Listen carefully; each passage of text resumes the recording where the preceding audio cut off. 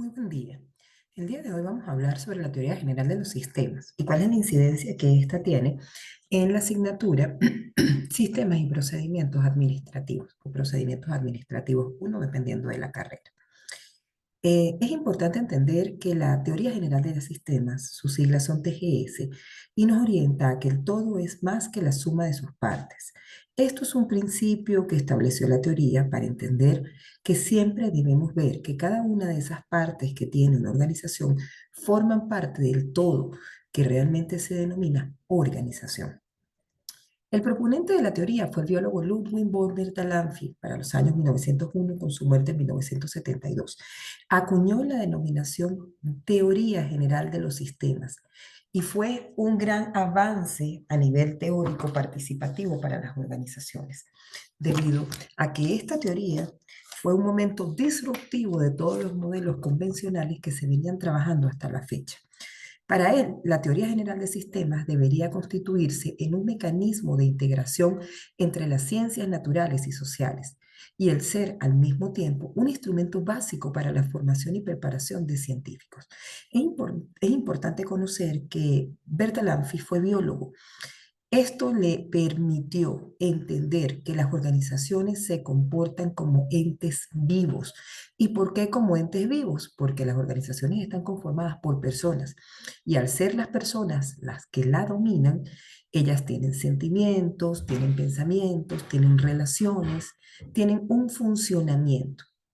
Cuando el proponente hace uso de la teoría, fue bastante importante ver cómo él hizo una similitud entre el sistema humano y las organizaciones. ¿Por qué? Porque él decía que el sistema humano estaba conformado por cada uno de los sistemas, sistema digestivo, el sistema endocrino, el sistema cardíaco, y lo mismo ocurre con las organizaciones. Las organizaciones están conformadas por departamentos, están conformadas por personas, por niveles, que hace que la interacción de cada uno de ellos sea vital para la supervivencia. Pues lo mismo decía él con el sistema humano, que cada persona necesita cada uno de sus órganos para poder vivir.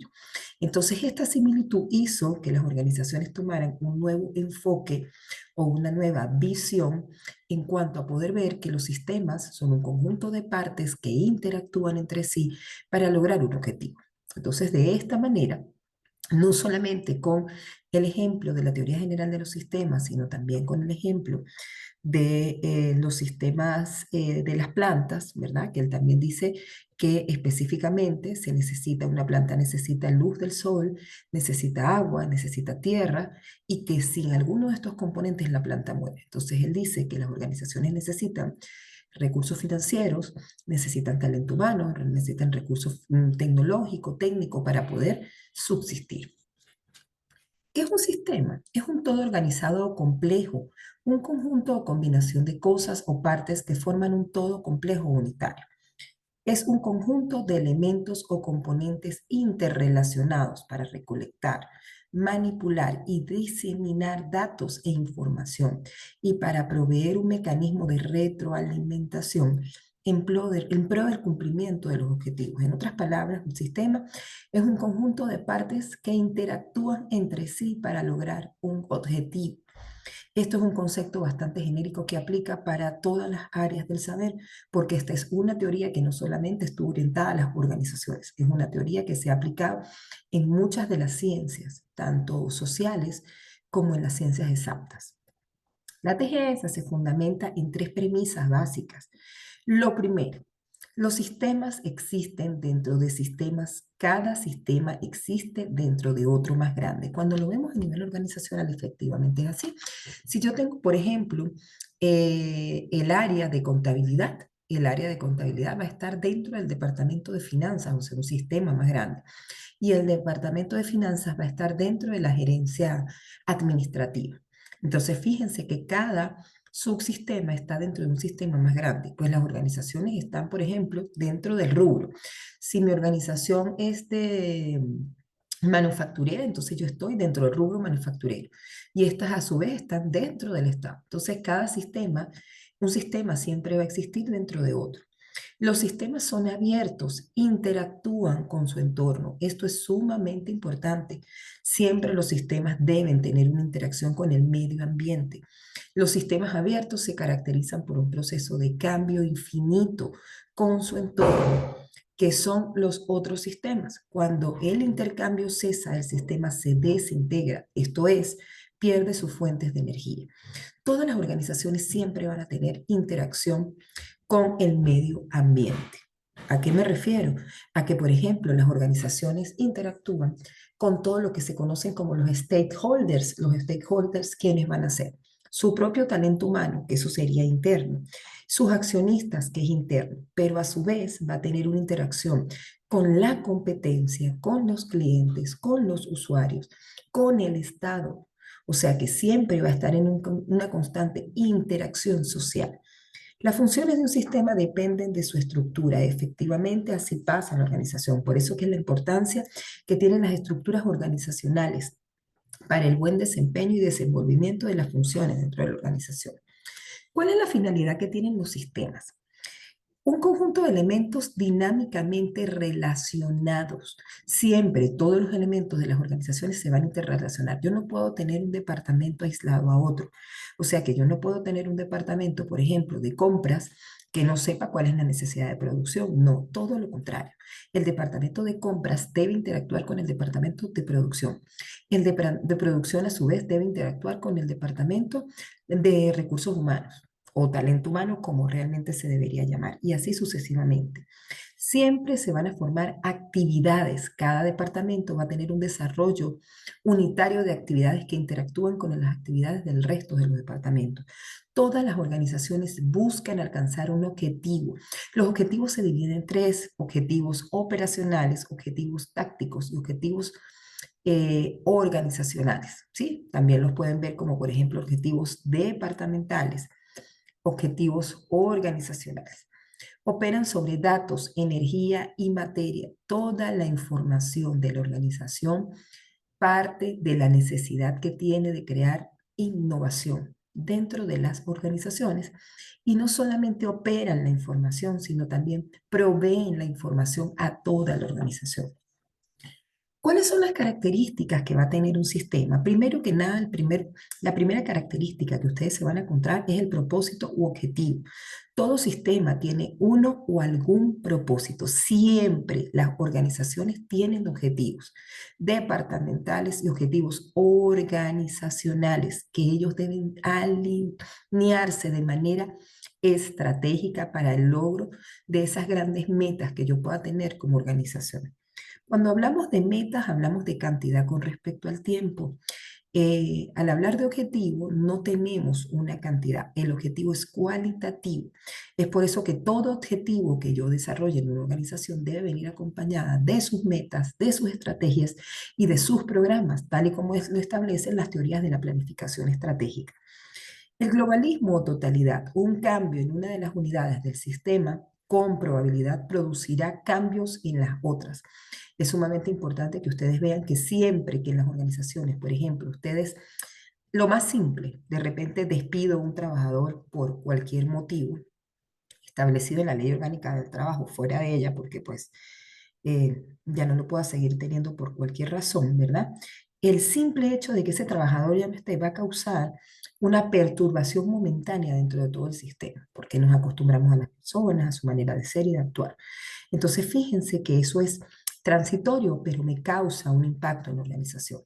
No solamente al rotar personal, puede ser que, por ejemplo, yo decida cerrar un departamento o abrir uno nuevo. La entropía es la tendencia natural a la pérdida del orden en el sistema. Quiero conversar un poco con ustedes de la entropía, porque la entropía, miren lo que dice el concepto, es la tendencia natural a la pérdida del orden de un sistema. O sea, es natural. Los sistemas tienden a desorganizarse. Es natural que se pierda el orden. ¿Qué ocurre? Para mí la entropía no es mala dentro de las organizaciones. Toda organización debe pasar procesos entrópicos, porque estos procesos entrópicos o negativos son los que disparan los mayores niveles de creatividad dentro de una organización. Entonces, cuando hablamos de entropía, ¿verdad? Y que algo malo está ocurriendo o esa pérdida del orden en el sistema, vamos a contrarrestar con la negaentropía, que son procesos de incorporación de nuevas ideas, de nuevos proyectos, de nuevos productos que me permitan a mí mejorar las características de mi organización. Así que más que pensar en que la entropía es mala, todo lo contrario, debemos pensar que los procesos entrópicos me deben llevar a una reflexión profunda de cuáles deben ser esos cambios que yo como organización debo incorporar. También vamos a tener todo lo que es la homeostasis. La homeostasis es la capacidad para regular y mantener las condiciones internas estables de la organización. Siempre nosotros debemos procurar tener cualquier tipo de actividad que regule las condiciones internas. Por ejemplo, todos los procesos homeostáticos pueden venir de la mano del desarrollo de un plan de carrera dentro de la organización. Cuando la gente sabe que puede ascender, que va a tener buenos beneficios laborales a final de año. Eso es homeostasis. Es la manera como ustedes tienen para regular las condiciones internas. Por ejemplo, cuando nosotros tenemos un ahorro en dólares de la organización, eso es homeostasis. Usted está intentando enfrentar todos los cambios de que políticos económicos y sociales que pueda tener un país. Entonces, la homeostasis es esa capacidad que ustedes van a tener para mantener las condiciones internas estables. Todo aquello que ustedes hagan para que no perturbe el ambiente laboral es homeostático. ¿Qué es la sinergia? Mira, fíjense, la sinergia es un concepto que también viene dado por la teoría general de los sistemas y establece que todo sistema debe ser sinérgico, en tanto el examen de sus partes en forma aislada no puedan explicar o predecir su comportamiento. La sinergia es, en consecuencia, un fenómeno que surge de las interacciones entre las partes o componentes de un sistema. Cuando nosotros somos sinérgicos es porque realmente nos interrelacionamos con el resto de personas que tenemos en la organización. Porque la sinergia viene dado en eso, en que yo pueda tener una buena relación laboral, por ejemplo, a nivel personal, pero no solamente aplica para eso. Por ejemplo, cuando estamos incorporando un sistema de compras, un sistema de ventas, nosotros tenemos que intentar que ese sistema sea amigable con el usuario. Y eso es un proceso sinérgico dentro de las organizaciones. La equifinalidad se refiere al hecho que un sistema vivo, a partir de distintas condiciones iniciales y por distintos caminos, llega al mismo estado final. ¿Qué quiero decir con esto? Que siempre vamos a tener una equifinalidad, un objetivo que debemos cumplir. Ese objetivo que debemos cumplir debe ser un objetivo, puede ser a mediano, a corto, mediano o largo plazo. Todas las organizaciones deben tener un objetivo claro. ¿Para qué? Para que las personas sepan cuál es su función y su finalidad dentro de la organización. Es por ello que, por ejemplo, yo saco objetivos operacionales de producción diaria, los entrelazo con los objetivos departamentales, que serían objetivos que voy a tener a mediano plazo, y esto me va a cumplir con objetivos a largo plazo. El fin se requiere al mantenimiento de un estado fluyente.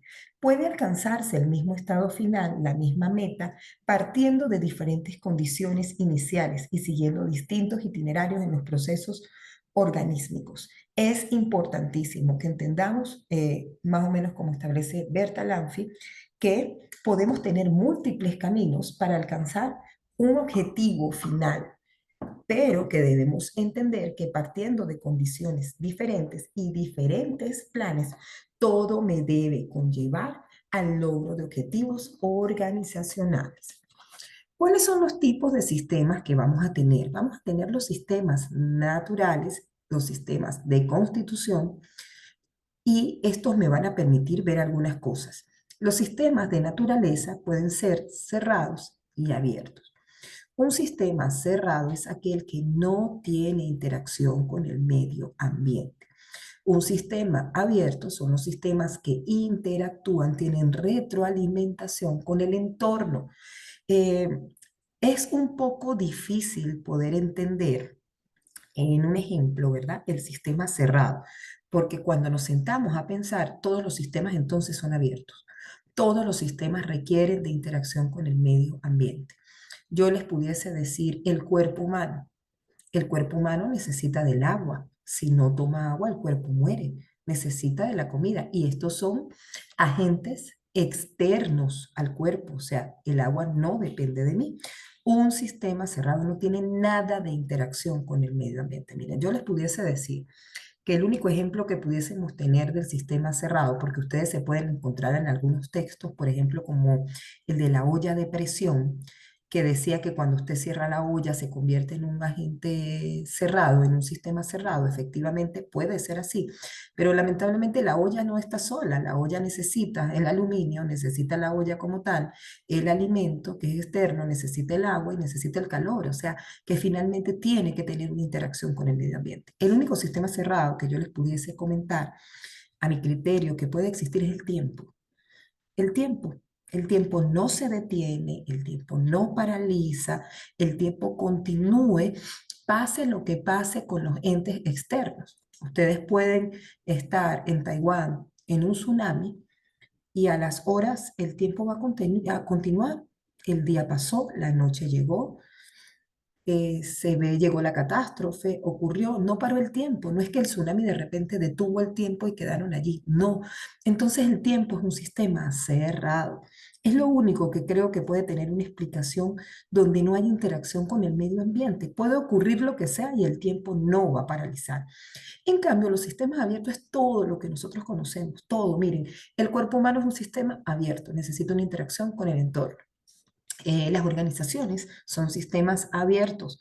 Las organizaciones necesitan de un cliente que no es nuestro, necesitan del Estado, necesitan de la competencia, necesitan de los suplidores o proveedores. O sea que cada uno de ellos tiene un requerimiento de interrelación con el medio ambiente. Según su constitución, los podemos tener físicos o los podemos tener abstractos. Por ejemplo, un sistema físico es todo lo que ustedes pueden tocar. Entonces, cuando, por ejemplo, ustedes tocan la mesa, es un sistema físico. ¿Por qué? Porque una mesa tiene madera, una mesa tiene tornillos, una mesa tiene pega. Entonces, eso es un sistema físico. Los sistemas abstractos son las ideas, todos nuestros pensamientos. Eso es un sistema abstracto, porque lo podemos tener allí, él se va a interrelacionar con el medio ambiente, pero hasta que ustedes no lo plasman en papel, no lo convierten en sistemas físicos. ¿Cuáles son los elementos que va a tener un sistema? Un sistema siempre va a tener algunos elementos particulares. Primero, las entradas. Esos elementos son todo lo que usted va a transformar. El proceso, que es la acción o la modificación. La salida, el producto del sistema. La retroalimentación, la medición de salida para evaluación y control. Y los disturbios internos y externos que provocan la desestabilización del sistema. Cuando hablamos de entrada a nivel organizacional, por ejemplo, hablamos del talento humano, hablamos de la materia prima, hablamos de los recursos técnicos. Los recursos técnicos son manuales de proceso, procedimientos, análisis de cargo. Hablamos de la parte tecnológica, todos los equipos. Esas son las entradas que ustedes van a tener a nivel organizacional, ¿verdad? Aquí lo vamos a ver mejor. Ustedes tienen entonces todo lo que es la parte humana, recursos materiales, información, eso entra. Posteriormente de esa entrada viene un proceso y ese proceso se va a dividir en dos, en lo que puede ser los procesos propiamente de transformación, cuando usted transforma una materia prima, ¿verdad? Que usted la convierte de sólido a líquido o de un estado a otro, o a través de una combinación, usted colocó todos los ingredientes y salió una torta. Eso es un proceso de transformación, pero también van a tener a todo lo que es el proceso administrativo, que no lo podemos dejar de lado porque se da allí la planificación, la organización, la integración del personal, la dirección y el control. Y posteriormente ustedes van a tener una salida. ¿Cuál es esa salida? Productos, servicios o información. Y esto es importante que lo sepan. Las organizaciones no solamente sacan un producto o un servicio, también sacan información de cada sistema productivo para mejorar sus condiciones, para sacar nuevos productos y servicios. Es importantísimo que todo este proceso se da con retroalimentación. Esa retroalimentación es continua en cualquier parte del sistema y va a escuchar muchísimo al ambiente externo. Ese ambiente externo está conformado por consumidores, proveedores, accionistas, gobiernos, comunidad y otros. En otras palabras, el sistema es un conjunto de partes que interrelacionan entre sí para lograr un objetivo. ¿Cómo funciona una organización como sistema? A toda organización se le considera como un sistema abierto compuesto de varios subsistemas. Dicho sistema organizacional recibe insumos, información, materiales, personas, tecnología, técnicas y los transforma regresándolos en forma de productos, bienes y o servicios. Cuando hablamos nosotros de modelado de un sistema, lo podemos ver en algunas etapas, ¿verdad? Siempre vamos a tener lo que son los sistemas independientes, una comunicación manual e ineficiente, recaptura de información externa. ¿Qué pasa con esto? Fíjense, vamos a tener una clasificación cuando estemos modelando los sistemas y lo vamos a dividir en 4 etapas: los sistemas desconectados, las interfaces internas y externas, la integración interna e integración externa limitada y la integración y colaboración entre empresas. Son las 4 etapas. Cuando nosotros estamos desconectados de otras organizaciones y trabajamos de manera autónoma y muy dependiente de nosotros mismos, ahí tenemos una comunicación bien ineficiente y no nos permite recapturar información para poder tener nuevos productos y servicios. Así que los sistemas desconectados no serían la mejor opción para una organización. Podemos tener sistemas con interfaces internas y externas, ¿sí? Que son soluciones de comercio electrónico con enfoque funcional, sistemas con información diferente e interfaces externas y no integradas. Este sistema me permite tener un manejo tecnológico de la organización, pero ese manejo tecnológico, ¿verdad? Es con la información que yo voy a ir alimentando de mis sistemas. En la etapa 3 vamos a tener una integración externa y externa limitada. ¿Qué me permite esto? Primero, una reinvención del negocio, procesos y sistemas que cruzan funciones, o sea, ya aquí tengo una comunicación permanente. ¿Por qué? Porque la información se pasa real time. ¿Qué significa eso? En tiempo real. Interacciones uno a uno e interfaces integradas con todos los departamentos de la organización. Pero la realidad es que la mejor es utilizar integración y colaboración entre empresas. O sea, cuando ya yo no veo a la competencia como competencia, sino como un aliado estratégico. Estos procesos y sistemas se le conocen como multiempresa, con objetivos de negocios comunes. O sea, ya si yo, por ejemplo, fabrico tortas, yo no voy a competir, Tortas Café no va a competir con Tortas La San Antonio. Vamos a trabajar juntos para conseguir el mejor producto, para que cada quien pueda tener su nicho de mercado. Información compartida en un flujo continuo, colaboraciones automatizadas e interactivas. Es importante ver, ¿verdad?, que existen algunos modelos de sistemas organizacionales. Uno de los modelos de sistemas organizacionales más utilizados es el de Cass y Rosenway. El modelo de Cass y Rosenway, ¿qué me dice? Me dice que toda organización va a tener primero un subsistema de objetivos y valores, cultura organizacional, filosofía organizacional, objetivos generales, objetivos del grupo y objetivos individuales. Todo esto se debe interrelacionar con el subsistema técnico, conocimiento, técnicas, instalaciones, equipos, con todo lo que es el subsistema estructural, donde vamos a tener tareas, flujos de trabajo, grupos de trabajo, autoridad, flujo de información, procedimientos y reglas. Y un subsistema sumamente importante, que es el subsistema psicosocial, que me incluye todo el talento humano, el manejo de las actitudes, de la motivación, comunicación, liderazgo, relaciones, percepciones. Todo esto debe ir acompañado continuamente con un buen manejo del sistema administrativo, que es la planificación, integración, organización, instrumentación, planeación, control, todo eso va junto. ¿Qué es importante que entendamos? Es importante que entendamos que la empresa no está sola. La empresa va a tener unos stakeholders y esta pudiese ser un buen diagrama utilizado para los stakeholders. Primero, la empresa está en el centro. Lo azul es todo lo que ustedes tienen como los stakeholders internos, o sea, todo lo que yo puedo manejar dentro de la organización, y allí tengo empleados, gerentes y accionistas. Los stakeholders externos es todo lo que tienen en azul oscuro, que está dentro del recuadro morado. Son los proveedores, la sociedad, el gobierno, los acreedores y los clientes. ¿Por qué es importante que entendamos esto? Porque finalmente las organizaciones han aprendido a entender que esto no está uno aislado del otro, que son stakeholders y que forman parte de mi organización. Yo no puedo tener una organización, por ejemplo, sin proveedores, si tengo un sistema productivo. Yo necesito a la sociedad para poder saber qué es lo que voy a producir según sus gustos y preferencias. Necesito al cliente para poder saber si yo lo que produzco lo voy a poder vender. Los acreedores son sumamente importantes porque pues ellos de una u otra manera son los que me van a financiar a nivel externo para yo poder activar mi proceso productivo y el gobierno que fija políticas de regulación organizacional. O sea que todo esto tiene muchísima significancia al momento de nosotros hablar de los sistemas organizacionales, porque todos ellos son un subsistema.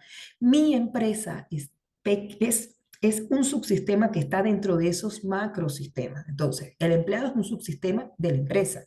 El gerente es un subsistema de la empresa, el propietario es un subsistema de la empresa, pero yo como empresa soy un subsistema de proveedores, sociedad, gobierno, acreedores y clientes. ¿Cuáles son los modelos de organización realmente que me permiten a mí entender? Ya nosotros estábamos hablando del de Cass y Rosenway, que lo entendieron porque él mezcla todo lo interno de la organización. Vamos a tener el de Burns y Staker, ¿verdad? Que me habla de que toda organización va a estar dividida en dos.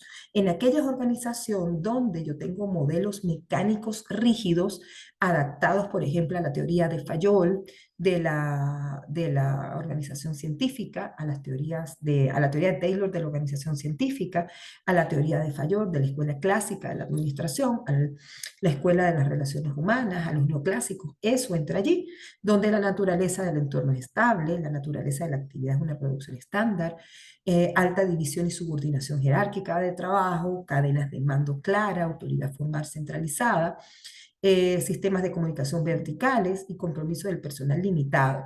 Esto es una organización rígida, pero el modelo nos invita a qué? A que entendamos que las organizaciones no son rígidas, que son cambiantes. ¿Y qué las hizo más cambiantes? La tecnología. Probablemente cuando Taylor y Fayol nos hablaban de la escuela clásica de la administración, donde estaba la administración científica y la teoría clásica, las organizaciones eran rígidas porque la tecnología era inexistente. O sea que el manejo de datos era muy interno de cada organización, pero ahora la data es conjunta, es interactuante y eso hace que yo necesite de modelos orgánicos. Esto quiere decir flexibilidad, producto de las organizaciones tecnológicas. ¿Cómo son las organizaciones flexibles? Impredecibles, innovadoras, multifuncionales, una autoridad formal, informal, centralizada, descentralizada, o sea, muy mixta, flujo libre de información y abarca actividades como un todo, o sea, que hay iniciativas de las personas. Es importante que entendamos que toda organización debe tener como esquema de pensamiento a la teoría de los sistemas. Es importantísimo porque la teoría general de los sistemas, yo a lo particular que he revisado todas las teorías de la administración, considero que es la que mejor explica cómo es el comportamiento de las organizaciones, es la que mejor define a las organizaciones, porque la teoría me invita a entender que no hay rigidez en la organización, que las organizaciones son completamente flexibles, adaptativas y que requieren de un medio ambiente de trabajo. Es por ello que la teoría de sistemas es uno de los grandes aportes que se hizo a las ciencias sociales para poder entender cómo es el funcionamiento y que existiera una relevancia real en el comportamiento humano dentro de las organizaciones. Muchísimas gracias. Aquí tiene mi email, maribicamacaro.gmail, y mis redes sociales, @maribicamacaro. Muy buenos días.